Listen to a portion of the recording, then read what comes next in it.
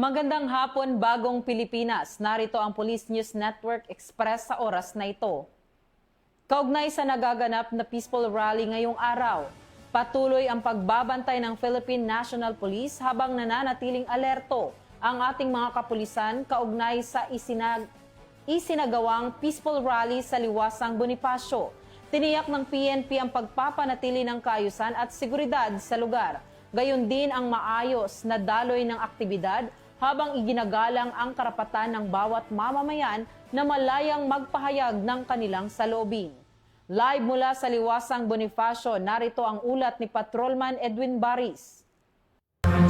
Umulan man o umaraw ay patuloy na nakaalerto at nakabantay ang buong puwersa ng Philippine National Police dito sa paligid ng Liwasang Bonifacio sa Maynila.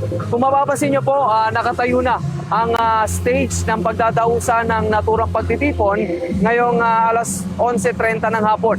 Patuloy naman nagpapaalala ang Philippine National Police na makiisa ng mapayapa at sumunod sa alituntunin ng mga otoridad.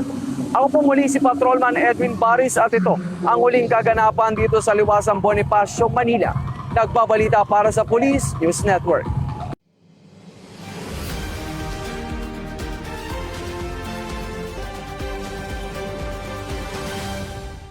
At para sa napapanahong balitang pampulisya, laging tumutok sa Police News Network. Patrolwoman Jenny Dolor Mabayaw, alagad ng batas, tagataguyod ng balitang pulis. Bagong PNP para sa Bagong Pilipinas, serbisyong mabilis, tapat at nararamdaman.